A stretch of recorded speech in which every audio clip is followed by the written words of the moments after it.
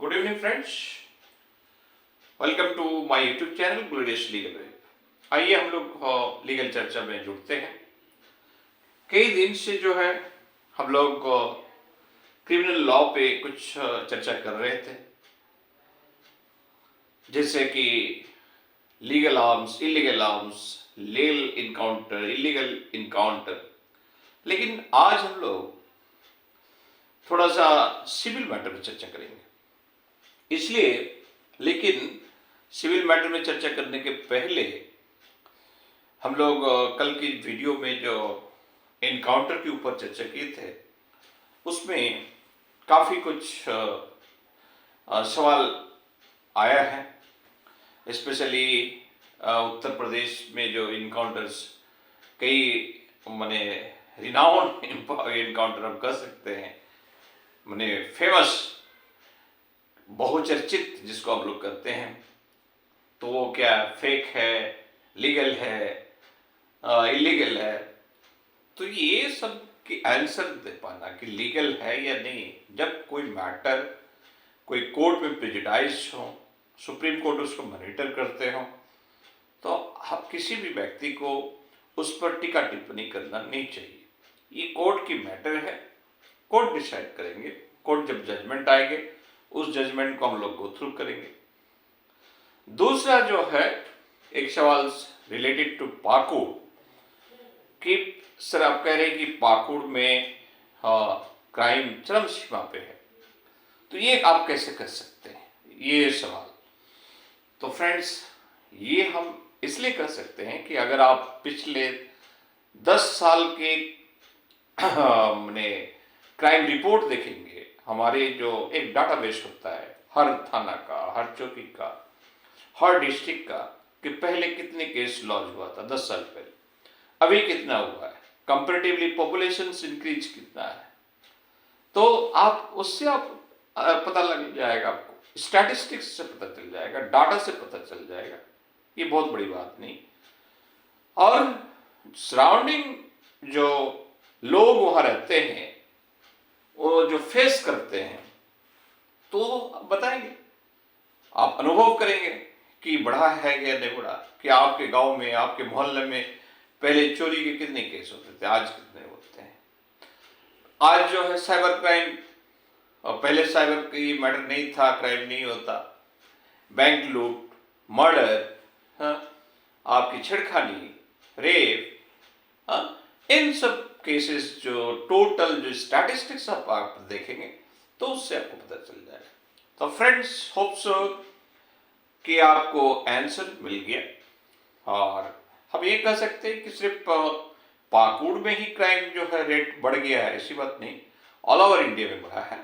लेकिन चूंकि हम पाकुड़ से उत्पन्न जुड़े हुए हैं, तो इसलिए जो है हमें एक कंसर्न है, हमारा एक कंसर्न है कि वहाँ के लोग शांति में रहे, वहाँ के लोग पीसफुल रहे, वहाँ के लोग अच्छे हों। और एक सवाल और था कि सर, बीइंग एडवोकेट, आपका क्या कंसर्न रहा है कि लोग को मोटिवेट करने के लिए आपका क्या कंट्रीब्यूशन रहा है। तो इस संदर्भ में मैं कह सकता हूं कि मैं अपनी तरफ से बहुत कुछ पहल किया भी हूं और आगे भी करते रहूंगा। आपको एक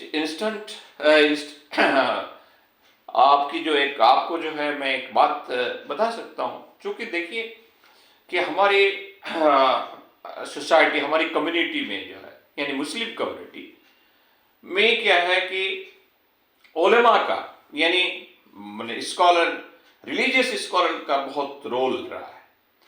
तो जैसे आप जानते हैं कि मद्रासा में जो रिलीजियस पढ़ाई होती है, रिलीजियस पढ़ाई के साथ मैंने एक मनीरामपुर बोल के एक गांव है, उस गांव में जाके हमने एक कहा था कि आप अपने जो रिलीजियस लिटरेचर पढ़ाते हैं आप पढ़ाइए, लेकिन उसमें एक जो है कम से कम कॉन्स्टिट्यूशंस की स्टडी हर आप मदरसा में जो है कंपलसरी कर दीजिए। यानी जो आपके स्टैंडर्ड है 1 2 3 4, इस तरह के जो क्लास 8 तक जो है, या आपके 12 तक आप जो पढ़ाते हैं मदरसा के जो स्टैंडर्ड है, तो उसमें लास्ट स्टेज में जो है कॉन्स्टिट्यूशन को जो है आप सिलेबस में लाइए, तो हमारी कम्युनिटी के लोग क्या है कि कॉन्स्टिट्यूशन को जान लेंगे।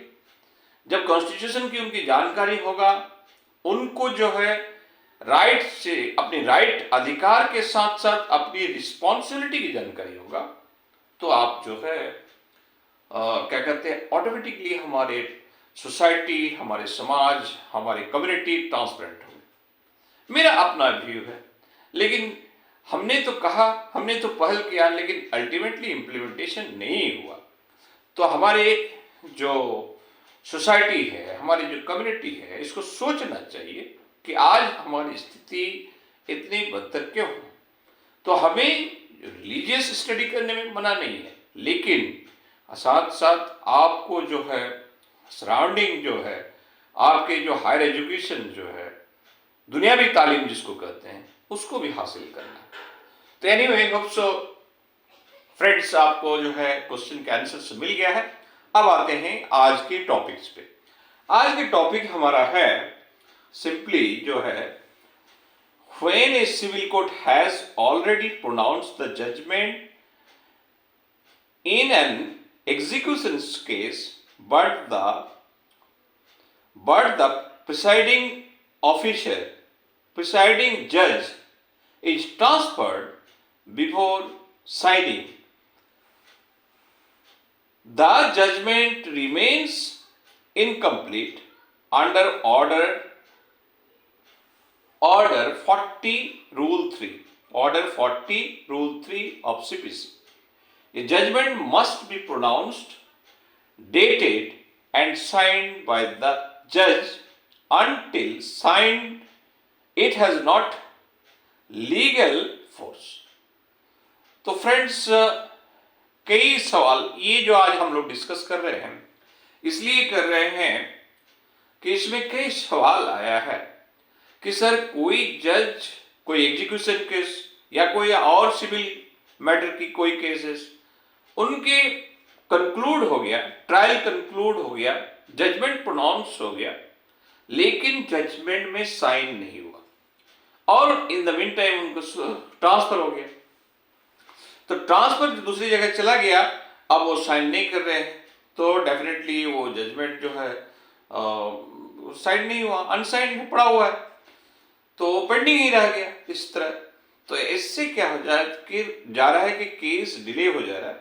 तो इस संदर्भ में कोई कोर्ट केस है, कोई जजमेंट है कि नहीं, उनको 2 हफ्ता के अंदर या 3 हफ्ता के अंदर जो है जहां पे भी ट्रांसफर होकर गया है वहां से आके साइन कर देना चाहिए, ऐसा है कि नहीं। तो इसी संदर्भ में हम लोग थोड़ा लीगल ये मैटर को देखने की कोशिश करेंगे, समझने की कोशिश करेंगे।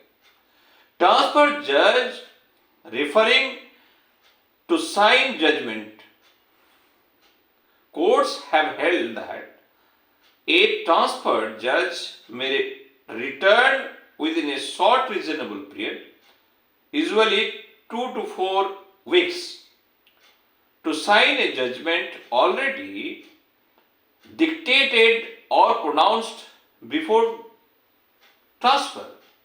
This prevents rehearing of the entire matter and avoid injustice.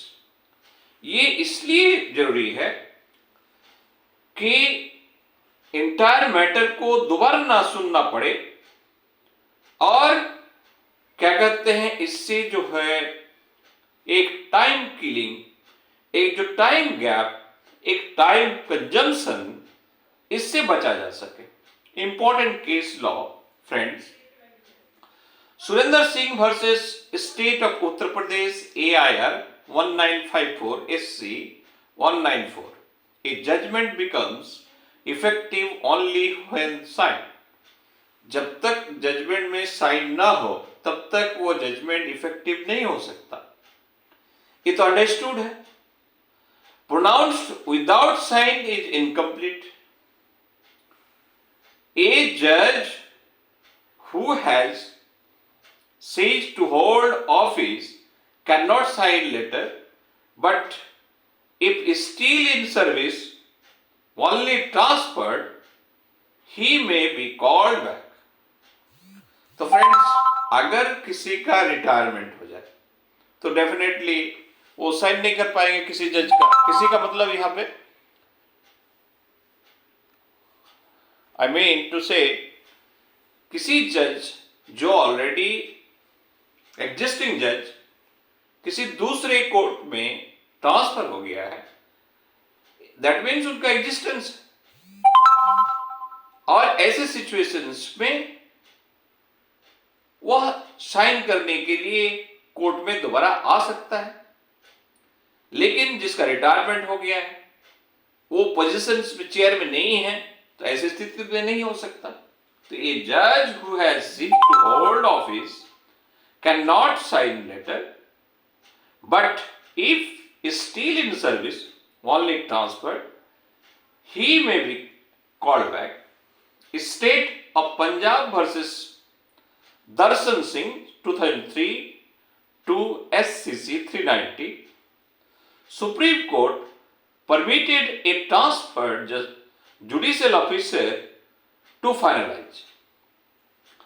Supreme Court permitted a transferred judicial officer to return and sign a judgment already finalized. तो सुप्रीम कोर्ट ये परमिट किया है कि ऐसे कोई जज जिसको ट्रांसफर कर दिया गया लेकिन जजमेंट पहले प्रोनाउंस हो चुका था लेकिन साइन नहीं हुआ, ऐसे जज वो जहां ट्रांसफर हुआ है उस जगह से पहले जहां पे थे वहां जाके उस जजमेंट में साइन कर सकता है। ये परमिसिबल है। Practical application, that execution case remains pending because the judgment is unsigned. The district judge or high court may direct the transferred judge to return and complete the formality. तो ऐसे situations में district court या high court ये direction दे सकता है कि आप जो है जाइए और जाके वो जहां जो जजमेंट आप प्रोनाउंस किए थे उसको जो है साइन करके आइए। This is acceptable practice with in 2 to 4 weeks of the transfer. अब हम लोग इसको कंक्लूड करने की कोशिश करेंगे। ये judgement must be signed by the जज who pronounce it. If the judge is transferred soon after pronouncement, he may sign it within a short permissible period. Until then, the execution's matter remains pending. तो friend, आज हम लोग इस civil matter पे discussions किए। Hope so कि आपको ये जानकारी अच्छा लगा होगा, आपको ये जानकारी यूजफुल है आपके लिए। अगर आपके लिए यूजफुल नहीं है, किसी दूसरे व्यक्ति के लिए यूजफुल है, तो आप ऐसे वीडियो को, मेरे वीडियो को आगे शेयर कर सकते हैं, आगे बढ़ा सकते हैं, हमारे यूट्यूब चैनल को सब्सक्राइब कर सकते हैं। आज एक छोटा वीडियो ही हम आप सबके सामने रखें, फिर अगला वीडियो में आपके सामने लेकर आएंगे। साथ में जो है हम लोग का जो सेल ऑफ गुड्स एक्ट जो बाकी पोर्शंस है उसको भी हम लोग कवर करेंगे। फिर मिलते हैं अगला वीडियो में। जय हिंद।